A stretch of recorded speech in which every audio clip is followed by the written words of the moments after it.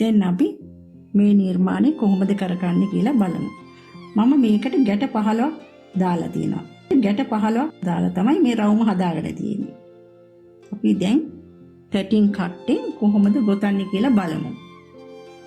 මෙන්න මේ ආකාරයට tatting කට්ටෙන් නූල ගන්නවා. අරගෙන මාපට ගිල්ල දබර ගිල්ලත් අතරේ මේ වගේ අල්ල ගන්නවා.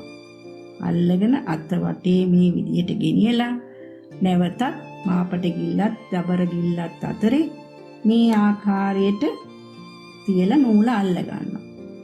නූල අල්ලගෙන tatting කට්ටේ නූල දබර ගිල්ලත් මැද ගිල්ලත් අතර තියෙන නූලෙන් tatting කටු නූල එළියට දාලා මේ නූලට උඩින් tatting කටුව යටින් මේ විදිහට ගන්නවා. දැන් බලන්න මෙතෙන් ආවට පස්සේ අපි මේ නූල් මෙහාට අදින ගමන් අත බුරුල් කරලා ගැටය මහපට ගිල්ලත් දබර ගිල්ලත් අතරට ගෙනාවා. මෙන්න පේනවද? මේ විදිහට ගෙනාවා. මේ ගැටයකින් භාගයක් තමයි මෙතන නිර්මාණය වෙලා තියෙන්නේ. මේ පැත්තෙන් දාලා ගොතරුවොත් තමයි සම්පූර්ණ වෙන්නේ. ඔන්න බලන්න. දබර ගිල්ලත් මැද ගිල්ලත් අතර නූලෙන් tatting කටුවේ නූල ඉදිරියට දාලා මේ නූලට යටින් මෙන්න මේ ආකාරයට මේ ඇදලා ගන්නවා. එනවාද ගැටි මෙතන ඇවිල්ලා තියෙනවා මැද ගිල්ල ගාව. දැන් මේ නූල මේ අතින් මෙහෙම අල්ලගෙන අත බුරුල් කරලා මෙන්න මේ විදිහට ගේනවා. පේනවනේ මහපට ගිල්ලයි දබර ගිල්ලයි අතරට. දැන් තමයි ගැට එකක් නිර්මාණය වෙලා තියෙන්නේ. මේ එක ගැටයක්. දෙවෙනි ගැටේ බලමු. ඔන්න බලන්න. දබර ගිල්ලත් මැද ගිල්ලත් අතර නූලෙන් tatting කටුවේ නූල ඉදිරියට දාලා මේ නූලට උඩින් පේනවද? මේ නූලට උඩින් අරන් මේ නූලට දැන් යටින් මේ විදිහට ගන්නවා. මේ ආකාරයට ගන්නවා. පේනවද? ඔන්න එතන ගැටයක් වගේ ඇවිල්ලා තියෙනව නේද? ඔන්න දැන් මේ නූල මෙහෙම අල්ලගෙන මැද ගිල්ල ටිකක් බුරුල් කරනවා. බුරුල් කරනකොට මෙන්න ගැටය නැතිලා මේ ලං වුණා. දබර ගිල්ලත් මාපට ඇඟිල්ලත් ළඟට. දැන් දෙවෙනි පාර බලන්න. tatting කටුවේ නූල මේ නූලේ ඉදිරිපසට දාලා මේ නූලට යටින් මේ ආකාරයට මෙන්න ගැටේ නිර්මාණය වුණා.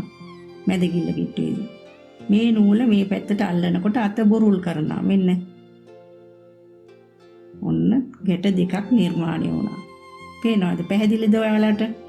අප ඉදිරිපත් කරන මෙවන් වීඩියෝස් ඔබ වෙතටම ගෙන්වා ගැනීමට අපගේ විඩක් ප්‍රොඩක්ට් YouTube channel එක subscribe කරන්න, වීඩියෝ like කරන්න, කමෙන්ට් කරන්න, තවත් අයට බැලීමට share කරන්න. දැන් අපි නැවතත් අපගේ පාඩම වෙත යොමු වෙමු. දැන් මම වේගෙන් ටිකක් ගොතාගෙන යනවා. ඔයගොල්ලෝ බලා ගන්න. දැන් ඔයගොල්ලන්ට මේක පුරු වෙන්න මම කියලා දීලා තියෙනවානේ. දැන් ඔන්න බලන්න.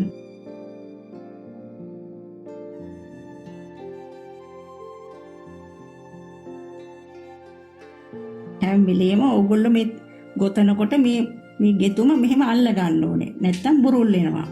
හොඳද? අතට හිර වෙනකොට අතෙන් මේ ඇඟිලි දෙකෙන් මේ නූල මෙහෙම කරුවාම ලොකු වෙලා ගන්නවා. මේක ඇද්දොත් මේ අතේ තියෙන tatting කට්ට ඇද්දොත් ඒක කුඩා වෙනවා. වැඩි කරගන්න නම් මේ ඇඟිලි දෙකෙන් මෙහෙම කරුවාම ලොකු කරගන්න පුළුවන්. පළවෙනි ගැටේ මේ වගේ දාන්න. ඔන්න. දැම්ම මේ පැත්තට දැම්ම. ඔන්න තව ගැටයක් නිර්මාණය වුණා. දැන් මෙතන ගැට 4ක් තියෙනවා.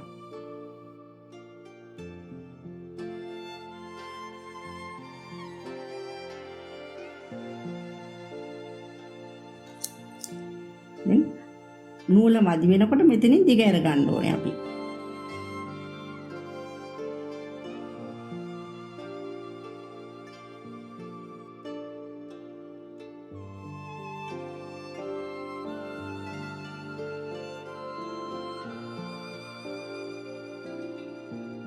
බලන්න. පැහැදිලි නේද ඔයගොල්ලන්ට මේ විදිහට?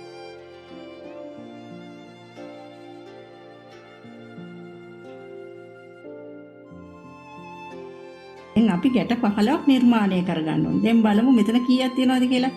1 2 3 4 5 6 7 8 9ක් නිර්මාණය වෙනවා.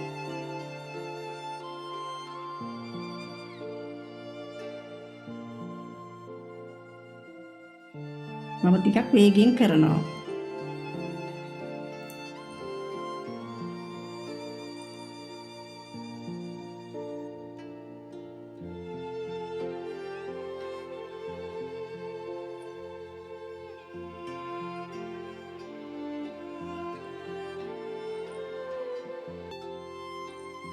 ඔන්න මම දැන් ගැට 15ක් දාගෙන තියෙනවා.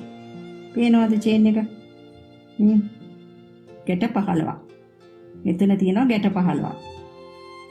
මම කිව්වා ඔයගොල්ලන්ට ගැට දෙකක් දානකොටම නිවැරදිව බලන්නේ කොහොමද කියලා. මේ නූල අදින්නවා නම් නිවැරදිව මෙහෙම ඇදෙනවා මේ විදිහට. මෙහෙම අල්ලගෙන අදින්න ඕනේ. එතකොට ඇදෙනවා නම් නිවැරදිව ගතලා. මේ පොඩි එකෙන් ඇද්දොත් ඇදෙනවා නම් ඒක වැරදි ගෙතුම. මේකෙන් අදින්න තමයි නිවැරදි ගෙතුම මේ නූලෙන් අදින එක. දැන් බලමු අපි මෙතනින් අල්ලගෙන මේ රවුම කොහොමද හදාගන්නේ කියලා. හැම වෙලෙම මෙහෙම කරලා නිකන් අදින්න යන්න එපා. මේ ගෙතුමේ අවසානයේ තියෙන තැනට නියපොත්ත තියාගෙන මෙහෙම අල්ලගෙන මේ විදිහට අතේ තියෙන නූල අදින්න ඕනේ. මෙන්න මේ ආකාරයට. පේනවද? දැන් ඒක හොඳට තද කරන්න ඕනේ. හැම වෙලෙම නූල හොඳට තද කරගන්න ඕනේ. දැන් එතකොට අපි මේක මං කිව්වා ඔයගලන්ට රවුමක් පෙත්තක් දෙකක් කරන්න පුළුවන් කියලා. පෙත්තක් කරනකොට අපි මේක පොඩ්ඩක් මෙහෙම ඇදලා පෙත්තක් හැඩයට. දැන් ඔන්න මල් පෙත්තක ආකාරයට පේනවා. රවුමක් කරනකොට මේක හොඳට ඇදලා රවුම් හැඩයට ගන්නවා. මේ තියෙන රවුම විදියට. ගැට කිහිපයක් දාලා මේ රවුමක් හදාගන්න විදිය. පේනවද? මම හිතනවා ඔයගොල්ලන්ට පැහැදිලි ඇති කියලා මේක. අපි එහෙනම් ඊළඟ පාඩමෙන් හමු වෙමු.